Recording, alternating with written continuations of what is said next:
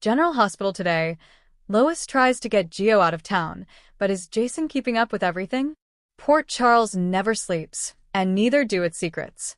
Today's General Hospital takes us down a twisted, emotional road where family ties are tested, shadows of the past reemerge, and a mother's desperate act could shatter everything.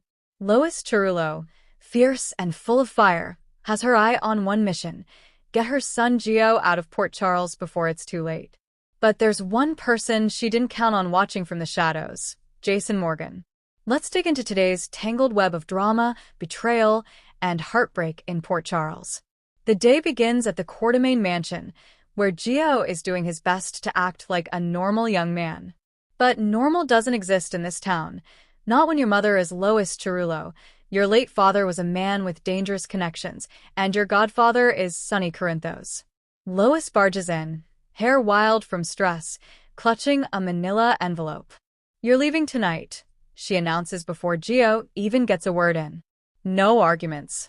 No second guesses. No goodbyes. Gio looks up from the piano, brows furrowed. "You can't just ship me off like I'm some package, Ma." "I'm your mother," Lois snaps, voice quivering with fear and urgency. "And I won't sit here while you get dragged into something you don't even understand.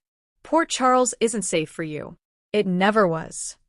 What Lois knows, but isn't telling Gio, is that someone from Sonny's past has returned. Someone who knew Joe's father, Alessandro, Lex Mancini, and has unfinished business. Meanwhile, at the Metro Court, Jason sits at a corner table, flipping through a file he received from Brick. His expression is blank, but his mind is racing. Inside the folder, surveillance photos, intercepted texts, and a stunning discovery. Lois has been making arrangements for Gio to leave the country. Jason is no stranger to people making quiet exits to protect loved ones. He did the same more times than he could count. But this time, it doesn't feel right. Why now? What does Lois know that she's not saying? Carly approaches, eyes narrowing as she catches sight of Joe's name on one of the papers. "Jason, what's going on?" she asks. "Why are you looking into Lois and Gio?" Jason closes the folder. Because Lois isn't just being a mother, she's being hunted. Sonny Corinthos, fresh off a tense meeting with Selena Wu, pours himself a drink in his penthouse. He stares out the window, haunted by a phone call he received earlier in the day, one that mentioned Joe's name and Lex Mancini in the same breath. Lex was trouble, even in death. And now someone's trying to stir those ashes. Dante arrives, weary from a long day of investigations. "You know what this is about, don't you?" he asks. Sonny nods. "It's about Gio. And Lex. And whatever the hell Lex was into before Lois left Bensonhurst." "You think Lois is trying to protect Gio from the mob?" "I think she's trying to protect him from me," Sonny says quietly. Gio, confused and frustrated, walks through Rice Park to clear his head. That's when he's approached by a mysterious figure in a leather jacket. The man claims to know Lex, claims to know the truth about his father. "Your old man wasn't just a pianist," the stranger sneers. "He was a runner, a mule, and he crossed the wrong family." Gio punches him. Hard. But the seeds of doubt have already been planted. Back home, Lois is pacing. When Gio returns, she expects a fight, but he's silent. "You lied to me," he says. "I protected you," Lois replies. "And I'd do it again." Jason finds Lois on the docks, where she's meeting a contact for Joe's passage out of the country. "You're making a mistake," Jason says, stepping from the shadows. Lois flinches, but doesn't back down. "You think I care what you think? This is my son we're talking about. I don't need your permission." "I'm not here to give it," Jason replies, calm and low. "I'm here to stop you from doing something you'll regret." "You think I haven't regretted every day since Lex died? Every time Gio asks me about his father, and I lie to his face." Lois's voice breaks. "You don't get it, Jason. This isn't about control. It's about survival." Jason tells her about the man following Gio, about the photo surveillance, about the call Sonny got. "You're not saving Gio by sending him away. You're just making him a moving target." Carly meets with Lois at Kelly's later that night. Over coffee and tears, the two women, Both mothers, both survivors, share a moment of clarity. Running never fixes anything, Carly says gently. Trust me. I tried. I tried with Joss, with Michael, with Morgan. The only thing it does is delay the heartbreak. Lois sighs. I thought I could outrun Lex's ghost. I thought if Gio never knew, he could live a clean life. Gio already knows, Carly says. He knows there's something you're not telling him, and he's smart enough to find out on his own. Jason meets with Gio on the bridge, a place where many truths have been spoken over the years.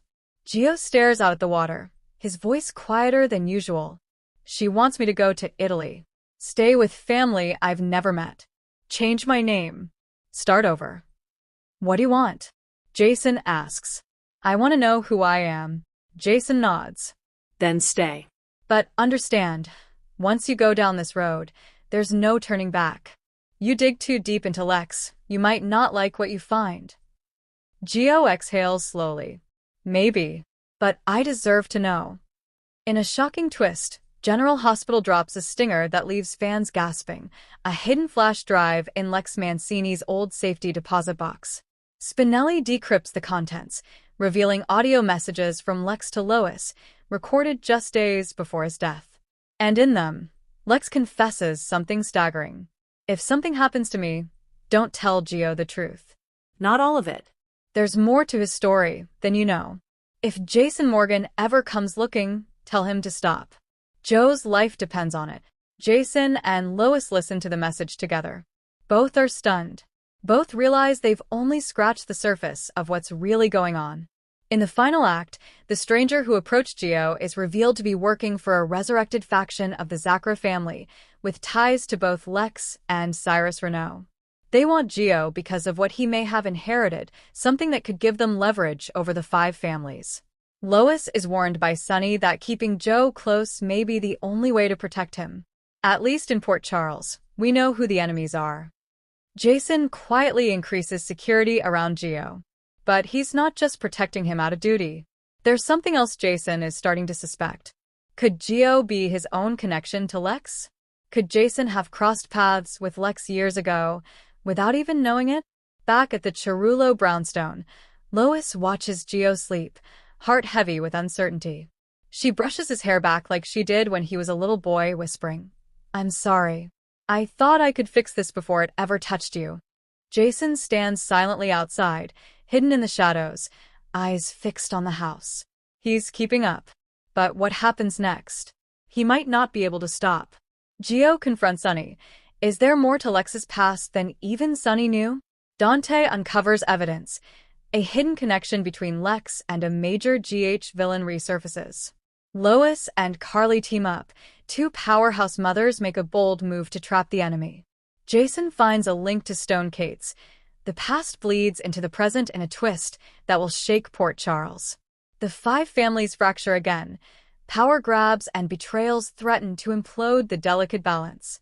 And just when you think you've figured it out, Lex Mancini may not be as dead as we thought.